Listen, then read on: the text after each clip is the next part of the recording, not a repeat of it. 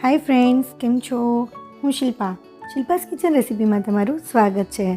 शियाळामां ज्यारे पण आमळा आववानी शरूआत थाय छे ने त्यारे आपणामांथी घणा बधा लोको अलग अलग रीते आमळा स्टोर करता होय छे। तो आजना एपिसोडमां जोईशुं के आमळानी सुकवणी एक ज दिवसमां कई रीते थई शके अने तेनो टेस्टी मुखवास कई रीते बने। तो चालो आपणे स्टार्ट करीए।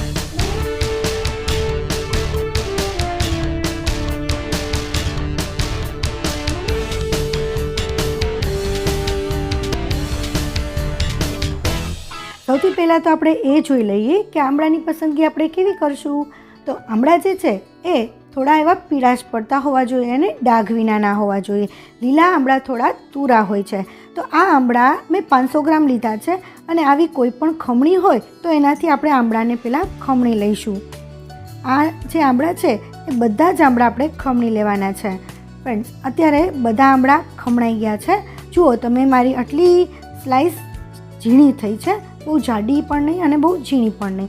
તો હવે આ આમળા છે એને આપણે આ રીતે નિતારી લઈશું।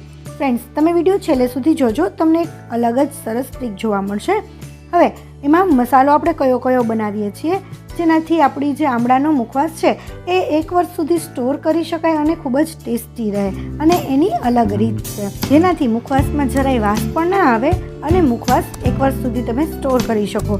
હવે ફ્રેન્ડ્સ, અહીંયા બધા જે છે આમળા એ ખમણી અને મેં એનું પાણી બધું જ નિતારી લીધું છે, બરાબર। હવે પાણી નિતારેલું છે એને આપણે ફેંકવાનું નથી અને એનો તમે શરબત કરીને પી શકો છો। જુઓ તમે, મારે આટલું પાણી નીકળ્યું છે। હવે આપણે મસાલો જોઈ લઈએ।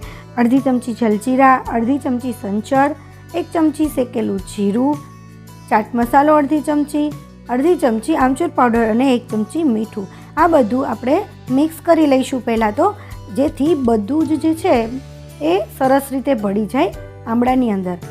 આ રીતે મિક્સ કરી લઈએ અને પછી આપણે આમળાની જે છીણ છે એની અંદર આપણે એડ કરી દઈશું। મિત્રો, તમને મારો વિડીયો કેવો લાગે છે મને કમેન્ટમાં જરૂર કહેજો અને મારા આવા નવા ટ્રીક સાથે નવા વિડીયો આવતા રહે છે તો મારી ચેનલને સબસ્ક્રાઈબ પણ કરી લેજો। ફ્રેન્ડ્સ, આ રીતે બધા જ આમળાની અંદર નાખી અને આપણે એને હાથેથી મસળીને મિક્સ કરવાનું છે અને આ મસળીને મિક્સ કરેલું છે એ જે મીઠું છે અને મસાલો છે એ આની અંદર સરસ ચડી જશે। અત્યારે જો એકદમ છૂટું છે અને છૂટું જ લાગશે।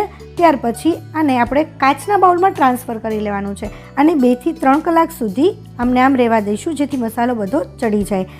આપણે 2 થી 3 કલાક થઈ ગઈ છે અને તમે જોશો ને તો જે મીઠું છે ઓગળી અને આ જે આમળાનું જે મુખવાસ છે ને એ થોડો આમ ભીના જેવો થઈ જશે અને સરસ એની અંદર મીઠું અને બીજો મસાલો પણ ચડી જાય છે।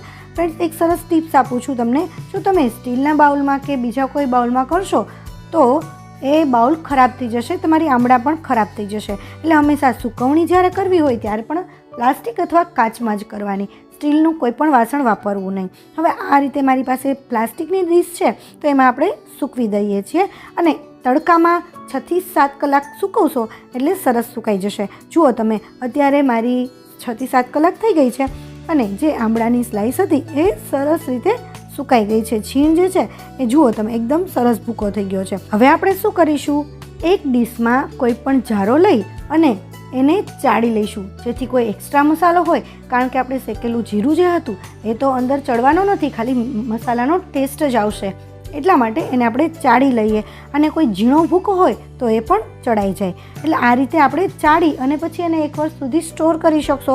પરંતુ હજી જો મુખવાસ બનાવવો હોય તો તમારે બીજી એક ટ્રીક છે અને એ રીતે તમારે કરવાનું છે। હવે 1 ચમચી એક પેનમાં આપણે ઘી લઈ લઈશું। હવે આ 1 ચમચી લીધી છે તો બધો આપણે જે મુખવાસ છે એ શેકવાનો નથી, પરંતુ જેટલો જોઈતો હોય જરૂર પૂરતો જ આપણે શેકવાનો, કારણ કે જો આપણે બધો જ મુખવાસ શેકી નાખશું ને તો એ લોંગ ટાઈમ પછી ઘીની વાસ આવવા લાગશે। એટલે આપણે બધો જ મુખવાસ નહીં શેકવાનો। જો મારો મુખવાસ અહીંયા શેકાઈ ગયો છે, આટલો ગોલ્ડન બ્રાઉન થાય ત્યાં સુધી આપણે શેકવાનો છે અને એકદમ સ્લો ગેસ ઉપર શેકવાનો છે। જેને એકદમ સરસ રેસીપી। ફ્રેન્ડ્સ, તમને મારી રેસીપી કેવી લાગી એ મને કમેન્ટમાં જરૂર કહેજો, લાઇક કરી અને સબસ્ક્રાઈબ કરી લેજો। Thank you for watching. Next recipe સાથે ફરીથી મળીશું, ત્યાં સુધી બાય બાય।